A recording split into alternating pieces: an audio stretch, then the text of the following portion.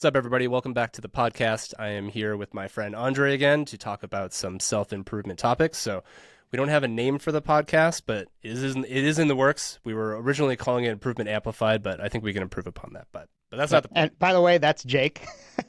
Oh yeah, I'm Jake. Thanks. Still figuring this whole thing out, right?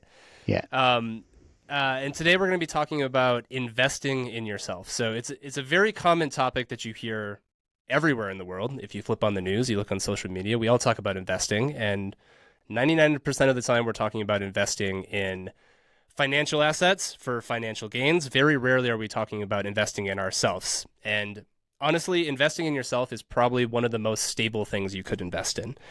The stock market's going to go up, crypto's going to go up, it's going to go down, but it's pretty hard to lose anything when you're investing in yourself, except for a few things. It's always a trade-off, and that's kind of what we're going to break down today. So the kind of three main topics that we're thinking about discussing today, and we'll probably touch on some others as well, as relationships, health, and mindsets. Those seem like three things that we can spend some time investing in that really have outsized returns.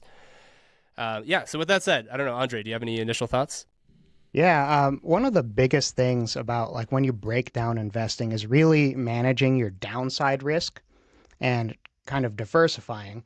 And the reason investing in yourself is just such a high ROI is because there's no downside.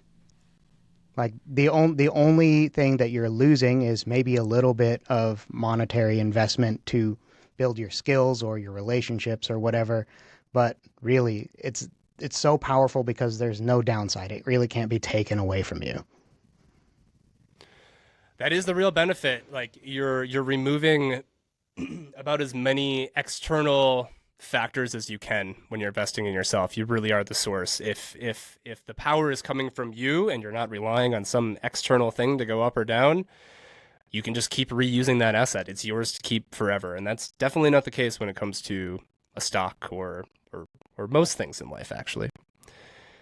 And I mean, I think the one thing that has huge outsized returns, and often it's something that many people like to ignore, is relationships. And I think people like to ignore them, or at least like to downplay them a little bit, because especially I would say some men do, because it involves another person, and you do have to open yourself up to somebody else to really form a good relationship.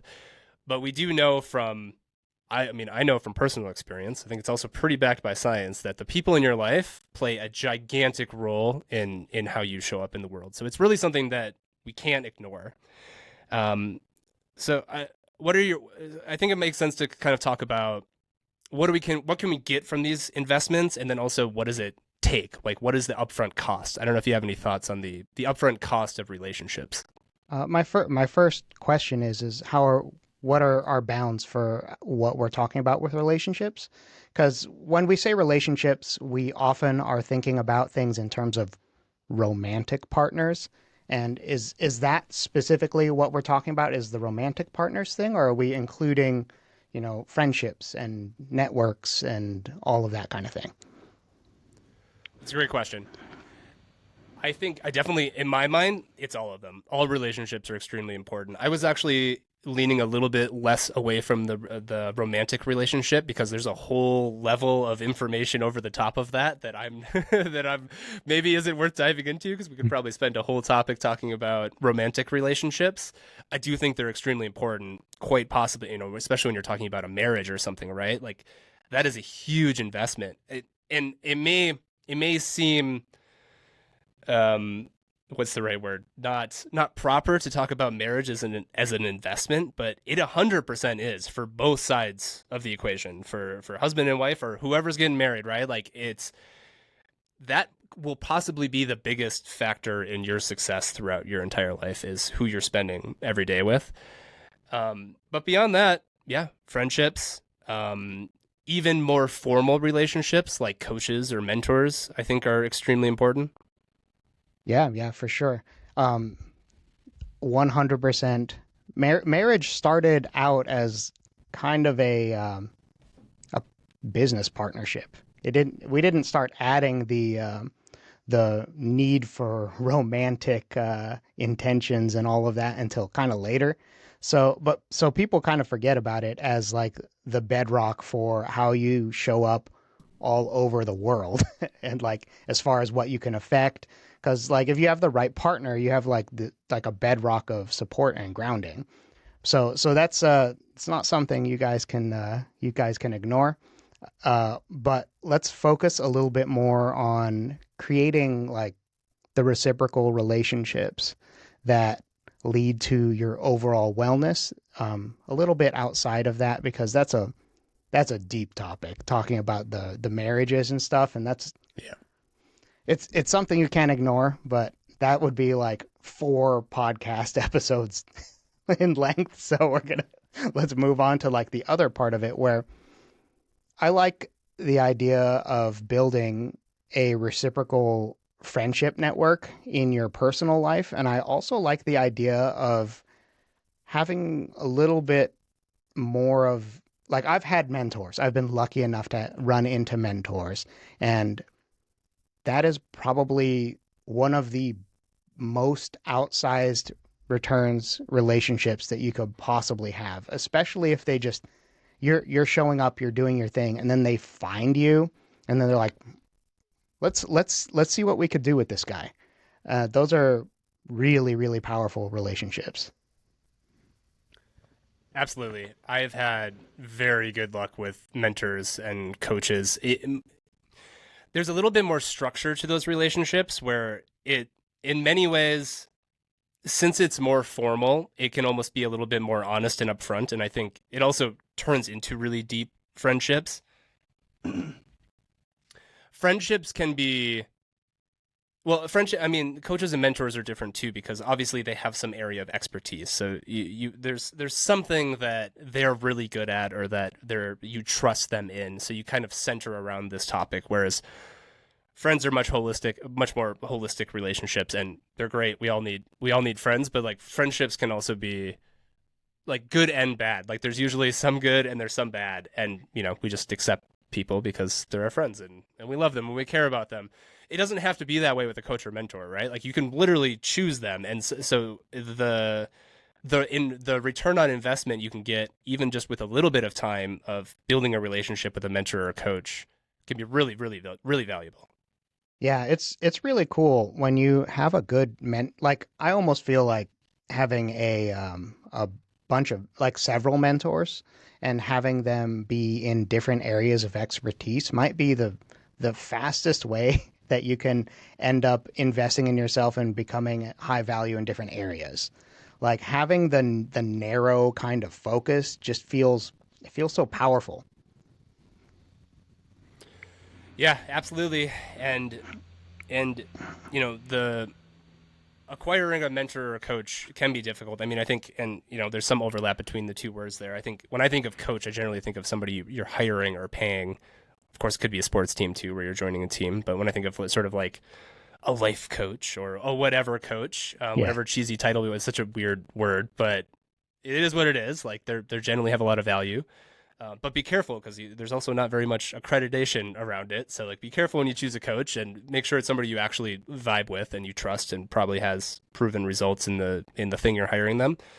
But yeah, I mean, you can pay coaches. If you're stuck and you don't have a social group and you're having trouble reaching out to somebody, because the other way, the whole other angle to this is essentially like get people's attention. Do small things for them. Do favors. Retweet them or repost them or reach out to them, comment on things, get their attention somehow. But if that isn't a skill set you have or not something you can do, you can also, if you have the resources, you can also just pay somebody to get started. And that initial investment in time, money, whatever it may be, is just the beginning. If that's literally your first interaction with somebody who's like a positive influence in your life, it's like up is the only direction after that. So, what do you think is the highest return coach to start with if you're in that situation? I think it's really dependent on your specific situation. And I think you need to get really honest with yourself and figure out what is your specific thing that's holding you back.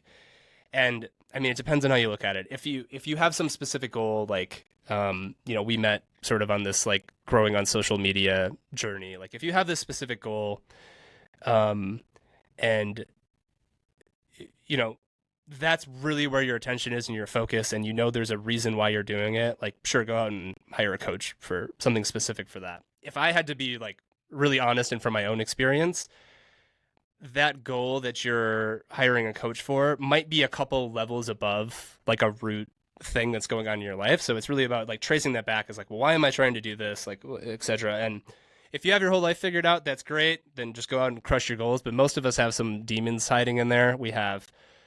It's that thing that you need to fix that you can't fix. It's like, why can't I get my shit together? Why can't I, whatever it may be.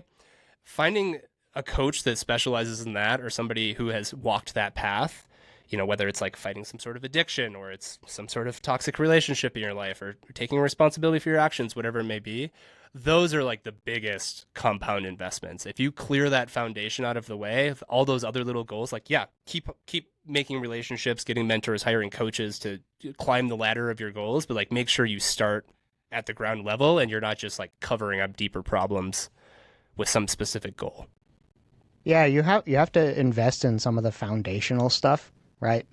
So we're like we're since we met on social media, that's going to color a lot, like on X specifically.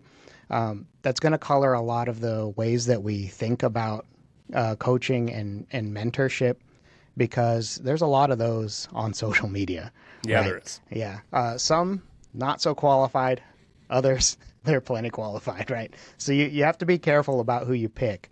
Um, I think that most people in the situation you were talking about earlier, where you would have trouble forming those reciprocal relationships for whatever reason, like there's a whole generation of people who didn't learn how to form relationships and properly socialize, which is, it's a little bit sad, and it's just an unintended byproduct of um, the internet age. People are trying to get all of their needs met by, you know, watching podcasts or like talking to people on games, playing games, and forming relationships with these in-game characters, right? So I think that the if you're in that situation, the first thing you should be doing is hiring a communications kind of coach, or forming a relationship with someone who's doing it for free just because they want to have like build up some social proof. Like there are plenty of people who will coach people for free in exchange for testimonials. So I would start, if you're in that situation, with something along those lines, because being able to communicate is the foundation of being able to form these relationships that we're talking about outside of simply paying somebody. Absolutely. I think that's a really good place to start and to call out if if that's obviously something that's been a problem in your life. That is one of those foundational skills that, and when we're talking about investing, we're talking about investing in relationships, but ultimately what we're getting ahead here is investing in skill sets, right? And one way, I mean, all of these come down to skills and how you operate in the world. And relationships, specifically mentors and coaches, is one way that you can invest directly in a skill set. It's quite possibly the most impactful way you can do it. Uh, Yeah, we don't have a lot of shortcuts in life. This is one of them. This is one of them. 100%. Yeah. Uh, do you have anything else to say about the mentorship and coaching stuff, or do you want to talk about the physical health thing? I think I got the mute on that cough. Perfect. I think this is a good transition into the physical health stuff for sure. Um, in many circles, physical health is very much put on a pedestal, and in some others not. Like there's always this mind versus body dynamic going on that we have in Western culture, which in my opinion is complete garbage, and they're exactly the same thing. So anytime you're investing in your physical health, you're investing in your entire life. Yeah, what's your take on physical health? Oh man, it's like I should probably care more about like the the physical stuff, especially since I have a hobby in jujitsu. I haven't always taken very good care of my body, at least in terms of eating and all that. But every time I do, I feel unbelievably better. And even beyond just the physical ramifications, like I care more about mental clarity. Like I've always been somebody who prioritized how my brain's going, what's my energy level feeling like how clear am I? And that's what I chase. And when I started paying more attention to at least getting the exercise part of things, it really leveled out my hormones and like changed my health markers, even though I'm a little bit chubby still.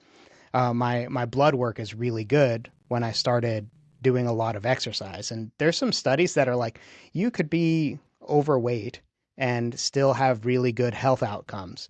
It's just harder, right? And I was like, okay, right, that puts exercise at the top for me. We're gonna conquer the diet thing later, right? So nothing affects your brain health and having things fire more than having your hormones and like your hormones in alignment. It's just it makes a huge difference. You also have to make sure you're getting enough like salts and some of the basic things, but we don't have too many issues with that as long as we're exercising and eating kind of like somewhat normal. So, Absolutely. I've always erred on the mental side of things too. Like everything you said totally resonates with me as like I'm seeking like this mental clarity. I want focus. Like that's I live inside my head probably more, at least I have historically more than maybe I should. But I've also pursued physical activities, but it's always wrapped up in like the whole mind game. And the the input the yeah, it's there's like a couple levels you or a couple levers we can pull when it comes to physical health that I've been pulling because I've been on kind of like a physical health journey for the past year and a half 2 years because I got some bad blood markers. I took a blood test and I got some bad markers and I was like, all right, I'm getting older. Like it's time to like it's serious now. I've had my fun. I had a couple kids. I always took really good care of myself. I had a couple kids. That's not an excuse, but it happened. Too many years went by and I hadn't fixed it. So it was time to really dive in. And yeah, I mean, you can't deny exercise. It helps everything. There's an immediate return on investment as far as like satisfaction. A lot of people say, like mental clarity too. It depends on the type of exercise. If you're really pushing hard in the gym, like I'm not going to lie, for me, sometimes I'm just tired afterwards. I need to take a nap. But it does feel good. But the right type of exercise at the right intensity can do a lot for your mental clarity for the day. And then the other side is, yeah, like the inputs. What are you putting into your body? You're talking about diet, and yeah, I've definitely had a problem with inputs throughout my life. I've started to dial it in, and been really, really diligent about it. And I like just the classic New Year's resolution. I try to avoid those because they always fail, right? But I've been on such a roll in my life. I was like, you know what? I can probably sneak one in, and I cut out. I try to cut out like any added sugar almost as a way to like force myself just to not eat as much like refined food. So like I can still have bread or like carbs or whatever. It's just like no added sugars. And I've been trying to avoid like some seed oils too. Holy crap, did I notice such a huge difference in my energy levels? It was like night and day. After like a week of it, it was immediate results. It was crazy. It's so like fine tuning your health. Yeah, it's like these little things you do, and you're just like, holy. And to be fair, I think you get used to it, and you lose the respect for what it was. But as soon as you go back and you try like whatever the bad habit is again, you're like, oh my gosh, I was walking around like that my whole life. Like it's insane. man, I am on the oh man, I miss who I was kind of phase of the oscillation. I need to get back to it. So I'm just curious because you were talking about certain types of exercise wiping you out. Which types of exercise actually add to mental clarity for you? Yeah, for me, hands down, it's like walking or like fast walking. I could say like for sure, like if I want to build up energy for my day, a brisk walk will for sure do it. Is that really exercise? I don't know. You can argue that. It's not really for the physical exertion component of it for me. anything on the lighter side. I know that when I have a pretty regular weightlifting practice. I do it 5 days a week most weeks, and I'll try to like stack. I know I have to go in knowing what my energy level is because I often stack other things on top of it. So I'll stack like a sauna session right after weightlifting. And I've pushed it so far too many times where it's like I know I need to be careful. Um, so not stacking too many things up in a row, not pushing too hard. I still do. It's just it depends on the day. If it's going to be like a heavy work day, sometimes getting the work, a little bit of the mental work out of the way before I push hard in the gym works better for me. Yeah, I think it's very important to track how each of these types of exercise affect your output if you're worried about the mental clarity part of things.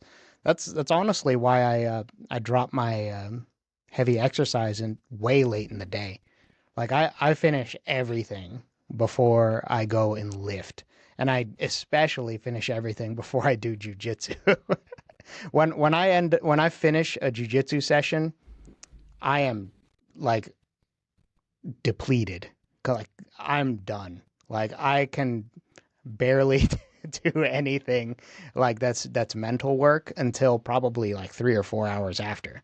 So not doing that early in the day. At least not the kind of jujitsu that's really heavy exertion, which is most of it in the place I train. So yeah. Yeah, there is some benefit to that too. Like I would say I used to be a runner. I could probably say reframe it as I used to be addicted to running. Like I was obsessed with running. And I think one of the things it gave me is pure exhaustion. Like it just depends on like your temperament, and maybe we have a little bit of this going on. I've seen some similarities between us, maybe where it's like it's hard for me to not work. Like I'm very driven, and I'm always trying to work on something, and often it'll be the wrong thing because I'm just moving too fast. And sometimes like pushing to that physical limit of like tiring myself out so that my monkey brain stops for a second. It's like, dude, chill. You're really tired right now. Like quit working, quit thinking about stuff. And that's been really useful for me is like, if I'm overthinking or I'm too invested in something or too hyped up on something, sometimes I just need to physically wear myself out. And that does come back in the long term as a mental clarity. It just, like you said, it might take a few hours, a good night's sleep. Yeah, we're playing the long game here. Something that people in the self improvement, productivity kind of space talk about is to do lists. And like they always prioritize, okay, I have to get this thing done. It's a needle mover. I have to get this thing done. It's a needle mover. I'm like, guys, the first thing on that list is get some sleep and get some exercise. That's one and two. Everything else, like then you go, what's my one needle mover? What's my second needle mover? And then what are some like administrative things? Like you need to be picking your battles, and the first battle is the one against you being too driven, like to output something that's tangible, because you don't get tangible outputs very quickly. Whoop. Time to wake Sorry. up. Yeah, time to wake up. You don't get tangible outputs right away, especially in the physical health domain. What's good is that it's very measurable. Like that's probably why everybody says do tackle your physical health first. It's because it's measurable. Um, but yeah, you can't sleep on properly exerting yourself and recovering. That's probably the most important thing you can do. Like you have one vessel, you need to take care of it if you want your brain box to work, and if you want to like make it into later into life with good outcomes of all kinds, right? So Your older self will for sure thank you for that regular exercise routine and when you're getting older.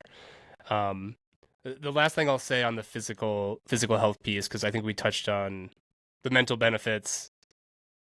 That seems to be where we focused. Of course, yeah, lifespan is a huge one, right?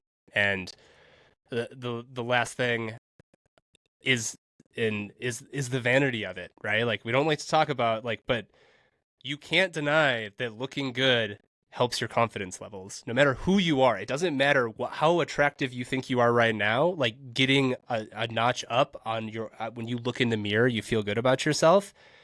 Huge ROI, huge return on investment. A lot of problems we have in our life are self-worth and self-confidence issues in disguise, and there's a lot of try to think of a non-bad word, a lot of people who have low self-confidence who have started with their physical body, and it does wonders for them. Yeah, for sure. And even beyond like the soft benefits of confidence, whatever it's not like it's very valuable, 100%. It's very valuable. But even outside of the internals, we have a lot of externals that go along with that measurement of the vanity part. Like you get paid more, you have a better choice of romantic partners. Same sex people will respect you more. You can't really ignore it. You can't ignore it. Like it has huge impacts across your entire life, both in terms of felt experiences and in terms of being like kind of a positive modifier for anything where you have to interact with people. Yeah, and as much as people love to deny that, it's just how human beings work. And yeah, you can change the way you look at people and you judge people. That's a great thing to do. Remove as much bias as you can, but to expect everybody else in the world to not have that unconscious bias is insane. You're Yeah, going to get judged immediately every time you walk into any room in the world. Everybody is unconsciously judging you, not to put you down, but because that's how human beings work. We're always assessing our environment and figuring out what's going on. yeah, that's never going away, guys. I'm sorry. Like Yeah. no matter how much it feels like it should, most people will not. They won't even think about trying to remove biases. So don't just play within the constraints of that game. It's something you can't ignore. It's just a part of it. So yeah, gotta dial in the physical health. Awesome. That feels like a good wrap on physical health. So let's move on to the last topic, which is a gigantic one, and that is mindsets. And it probably makes sense to narrow in a little bit what we're talking about when we talk about mindsets, because that's kind of a big word. That's huge. My take would be it's the mental program running in your head. So, and oftentimes we're unaware of our mindsets. And one of the biggest powers we can is the most powerful things we can do and we can invest in is becoming aware of how we're thinking, becoming aware of our thoughts and what our mindset on the world is. And then consciously installing these mindsets into our heads. And a mindset could be anything, but the specific type of mindset could really be anything. But I see it as the program that's running in your head, oftentimes in the background, and we're unconscious of it. Best case scenario, we're conscious of it and we're the ones installing it. But I'm curious what you define as mindset. It's so broad that I actually have trouble coming up with a really good definition for it. I only my big focus when I hear mindset is just the pretty normal one of growth mindset versus fixed mindset. As soon as I learned those concepts in terms of mindset, I kind of stopped paying attention to all the other ones. I was like, this is powerful. Let me just do that one, and then we'll see if anything else presents itself that's similarly useful. So whenever I hear mindset, I think growth mindset, improvement mindset, which is kind of the same thing, you know? Growth mindset is a huge one. That is the number one thing I think I focus on with my kids. I have two daughters, and if I could point to one mindset, especially at a young age, that like changes everything, growth mindset is. I mean, at any age, right? Especially with young kids, but I think anywhere. If you are not aware of growth mindset and you don't even know what the concept is, you probably don't have one. Maybe you do naturally, but most people don't have a growth mindset naturally. I think it really depends on how you're raised, the language that is used as you're growing up. And I mean, the too long didn't read is essentially you're looking at things as challenges help me grow. I grow through practice. Failure is not a bad thing. I can grow into something. It's not uh, my level of competence is not a genetic thing. It's not my personality, but I can evolve and change over time versus having a fixed mindset is going to be I'm just not good at math or I'm just not athletic or words like that. And like, yeah, of course, like when we really get down to it, like, yeah, not all of us are Olympic sprinters, right? Like genetics are going to play a role. I can't just growth mindset my way into being an Olympic athlete if I'm if I'm not set up to do that. But there's a lot of room, well, a lot of room for this growth mindset to take hold. And if you don't have it, you're at a disadvantage for sure. Yeah, you you have to give yourself space to become better. And if you don't do that, you're in for a pretty rough life.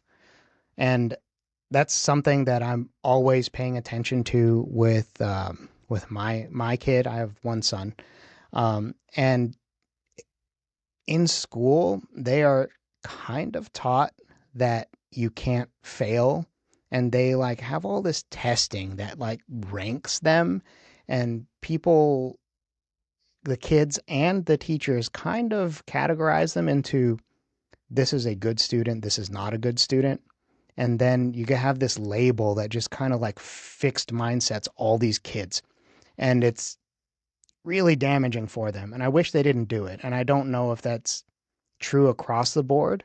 And the school he's at does a pretty good job of mitigating some of that, but it's just kind of a natural social construct to categorize people. And I would say that fixed mindset is just kind of like advanced self-labeling. Um, and you know, it kind of gets forced on you by other people too. Like enough people say you're this label, whatever it is. Like you're a dumb kid, or you're not that smart, or you're not that good at this. It gets installed, and shaking that later, even as an adult, can be pretty challenging. So all this, I think that there's a lot of value to counter programming early. Agreed. Yeah, and it's funny as you're saying all this, there's the negative side of it, the negative labels, and I think for many people it's also benefited them because they get labeled with a good label, where like you are the smart one in the class, you are the quarterback on the high school football team or whatever, and it helps people, and I think some people can use that, but then it also can swing back so hard and hit them that when they do start to fail in life, they have this label of that, well, I'm supposed to be like, this isn't working, this is unfair because I'm XYZ, and it's like, no, you got to put in the work, whether you're good or not, you still have to put in the work to grow. Yeah. Um, yeah, so labels in general are a bad thing. If you're going to label yourself as one thing, label yourself as adaptable and able to grow and to face challenges and try new things because Yeah. that's where the real growth is going to come in. Yeah. Adaptable and resilient. There's nothing worse than having, I have friends that failed out of college that are arguably just as smart or smarter than I was at the time. And I watched it happen. And it was very interesting to me because they were labeled as super intelligent, gifted, high level test takers, or whatever.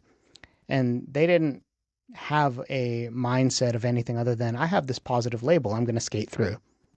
And then when shit hit the fan and we started hitting those classes where they weeded out people, like the really difficult calculus classes, they were not either. There were two options. There was either nut up and do the work, or shift to a different degree that didn't require it. And their ego didn't allow them to do the second one, where they would shift to a different degree. And their label also did not allow them to put in the work because they were supposed to be gifted and nothing was supposed to be hard for them. I had several friends fail out of the college that I went to, and I was like, how did this happen? And I like thought about it for like months. Like one of them was my roommate. I was like, how the hell? How is this guy, like, how did he end up failing out and I have good grades? It didn't make any sense to me, and it was because they weren't taught that it's effort that creates the rewards. That effort is what creates outcomes. And that's something that I'm like, I look for things that my kid sucks at. I look for them. I actively look for them. I'm sorry, buddy. And I'm like, no, no, no. Because he's one of the kids that has the positive label. Oh, you're smart. You get to go into this gifted program. You get to go be with the special smart kids. I'm like, oh, you suck at baseball. Let's do this. let's It's the best let's of go both worlds. practice. Yeah. Yeah, exactly. You suck at baseball. You're good at this other thing. So we're gonna deprioritize that one, and we're gonna make you embrace the suck and try to work your way up and get some real little kid dopamine. Oh, I went from being the worst on the team to being in the middle. Yes, that's really important for like like even the positive labeled kids. Like, don't even get me started on the negative label kids. They really need to like build and overcome. And the jujitsu school that I go to, we have a lot of kids that are like that. It's like almost, it's kind of philanthropic. Like there's like little scholarships for the kids who can't afford it. Um, and those kids usually come from situations that are less than ideal, and they come in and then they do something really hard because grappling is hard as hell, and they build up their skills, and then they end up leaving better for it because they've actually had practice sucking and then becoming good. And that is just so important to prove to yourself that you can become better. And once you prove that to yourself, your whole world changes. Absolutely. And I mean, I think there's something even extra special. Maybe I'm coming from a masculine man perspective too, but like when you're talking about getting better at something, especially when it's like physical or something like jujitsu, where it's like, I mean, that's as high stakes as it gets, right? Is physical contact with another human being. And of course, we don't train to go out and fight people. That's not what the purpose of a school is, but like having that confidence of, I felt weak and now I feel competent and strong in my body. Whew, like I can't think Yeah. of many better investments out there for anybody, male or female. It doesn't really matter. I think that's a super super good investment. The the next, so we talked a lot about growth mindset. I think one other big mindset to touch on before we move on would be abundance mindset, gratitude, being grateful. It's hard to read any sort of positive psychology or self-growth type thing without there being a mention of gratitude involved. It's definitely a hot topic right now. I have personally seen benefits from it too. It's crazy, like for me, how fast it happened, where it was just like really simple practice of just writing down a couple things I'm grateful for on a regular basis, and all of a sudden it's like in my head it's literally a mindset running where I'm like, man, isn't this great? And it's proven that it's a super. There's the exact method, I think, is still up for debate. You don't want to like overdose on gratitude either, because you still need things to be novel. But having an attitude of gratitude, that rhymes. That's a little cheesy. I didn't do that on purpose. But if you have Air that five. attitude, I think it goes a long way. It personally has for me. I will be the first to admit it's something I need to get better at. I let it slip all the time, which I shouldn't, because it's so simple. It's so stupid simple, and there's such big benefits. But yeah, if you are grateful for, if you have gratitude in your life, any setback is just not as big of a setback, or every setback is an opportunity. I think it's a thing worth training your brain on. Yeah, for sure. I actually have a different set of benefits that I think that are important that come from the gratitude practice specifically. So, our brains are really negative biased. Like it's like 10 to 1. It takes 10 positive things to overtake or equalize against one negative thing happening. And as people that are like in the creator space, we get lots of positive comments when we do good things, but there's always one hater, and we remember them. And it's the same thing like in life. There will be 10 people like, "Oh, wow, you really tried hard, or you really did a good job doing this." And then there's one person that's like, "Well, you're still stupid." Right? And because of all the negative bias, you end up with all of these judgments on the way that you do things. And a lot of the times, that little negative bias person or negative bias in your head, like your set negative bias, well, self negative bias, whatever, right? And the only tool that I've seen that actually counteracts that is the gratitude practice. You don't have to write it down, although writing it down it helps. It's more parts of your brain kind of getting involved in the gratitude practice, and it sounds so sissy or whatever. Like you're probably supposed to be more politically correct, but I'm kind of crass. It makes you feel like silly when you do it because it's just like, oh, I shouldn't have to care about this. I'm just gonna do my thing, right? And it makes you feel a little bit like, feminine or like you're weak. And that's not what it's about. It's about trying to end up in some kind of situation with more clarity because in order to have clarity, you have to have as little bias as possible. And since we're inborn with so much negative bias as part of our physiology, we have to fight back somehow in order to get clear. And this is one of the best ways to do it. Absolutely. Yeah, could not agree more. We have so much, like all of that negative bias came from such a good spot. It's all trying to help us, right? It's trying to help us survive. It's trying to make sure that we're not getting eaten by a lion, that nobody's going to stab us in the back and, steal our whatever, you know what I mean?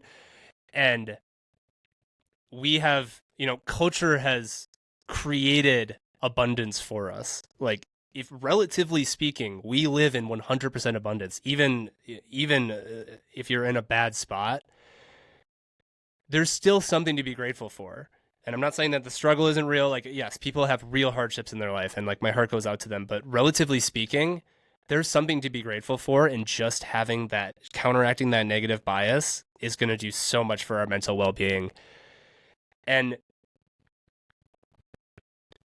it's just, it's 2024. Like, we're not fighting anymore. We have Netflix and the internet and pizza delivery. Like, it's not that bad. It's not life and death all the time. And we have to fight, like exactly like you said, we have to fight back against it. Otherwise it'll eat us alive. For sure, for sure. Yeah, those are the three best mindsets, I think. At least the ones that have had the most impact for me. The abundance mindset is just being able to. I guess we didn't identify that explicitly for the people who are listening. What do you think is the best way to define that? What's the TLDR? Yeah, it's seeing opportunities, and I think it's almost easier to express what is not having abundance mindset. I think like jealousy comes from not having an abundance mindset, thinking that and we both like to talk about game theory, but we probably shouldn't do a big breakdown because that's a huge rabbit hole in itself too. But like it goes back to zero sum games where I win, you lose, you win, I lose. We can't both win, or non-zero sum games or positive sum games where we can all win together and lift each other up, right? There's enough for everybody to go. There's enough to go around for everybody. And once again, going back to it's 2024, like that is kind of the case. Like, yeah, sure, there's if you're playing Monopoly, somebody's got to lose, but there's you can play Monopoly again. There's a lot of Monopoly boards out there that we can be playing. We can all win. Yeah, there's just too many. There's too many games to be involved in that you can win. So you just shift over to the next one, or you play the same game again, right? There's always the opportunity for iteration. Cool. Absolutely. Yeah. Yeah. All of these like shifts and thoughts, they'll make a big difference. It'll help. Like these are like the bedrock of how you can set yourself up to have like a foundation of where you will systemically systematically like be able to like grow yourself. Um, you gotta invest in yourself. A lot of these things just sound kind of like touchy feely, but they're not. There's science behind most of it. Especially like people really, I get so much pushback when I say things about the gratitude practices, and like there are like some very jaded people that fight against the idea of the growth mindset and the abundance mindset, and it's because it sounds touchy feely to people who are stuck in the system. Like we've got a system in place that kind of keeps everyone in line so that we can categorize each other and like make the world kind of work. It makes it easier to understand and plan things, but it's also uh, a labeling practice done by society at large, and we don't have to be a part of it. So, Yeah, there's people on all extreme sides of this. This is a topic I'm endlessly fascinated with, is like the spectrum of self growth, where there's the really hardcore people like David Goggins, and I can't imagine David Goggins is sitting here doing like gratitude practice. I don't know, maybe he does, but like it doesn't immediately speak to me, where I'm like, I bet he's out there like, you know what, it's a really nice day out today on this. I'm really enjoying this run. Like I've never heard him say that. And I love that. Like I love David Goggins. I love that side of things, but like that's an extreme perspective. That's not a balanced individual. I love David Goggins with all my soul. I love unbalanced people. I think those people need to exist, and they're absolutely inspiring. That's not what I'm shooting for. I'm looking for a little bit more balance. when you said David Goggins, I'm just imagining him like legs crossed at the knee, writing in something that looks like a diary, like, I am grateful today for. It's just, Staying oh hard. man, That's what I'm grateful stay for. hard. I'm grateful for staying hard. I guess that's something to be grateful for. It is, yeah. Yeah, I'm grateful for all the videos he puts out. They make my day every time. I just recently got to yeah, I introduce love my it. wife to David Goggins, and it was like I got to relive that. She had no idea who David Goggins was. I was like, you don't know who David Goggins is? It's like, sit down. I have Yeah, videos to show you. yeah. Those are good videos and they're great reads. So, yeah. Absolutely. You get a great mindset. It's another mindset. And like that's the thing too, is like that's what you get from like, not to do a whole episode on David Goggins now, but like he has an extremely valuable mindset that if you can understand that, digest it, and be able to put that mindset in place when the time is needed, extremely valuable. Totally worth the investment. Absolutely. Just take it. Don't you don't have to be as extreme as that guy, but but you need to understand it. Like it should have a place in what you're trying to do. Yep, That's like an absolutely. extreme growth mindset. Growth mindset, with some kind of exponential formula. That's that guy. Totally.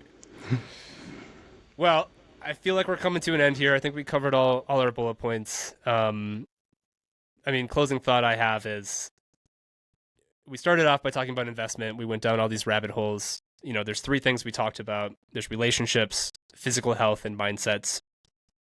Three things that are definitely going to give you outsized returns if you invest in, whether that's time, money, whatever it may be.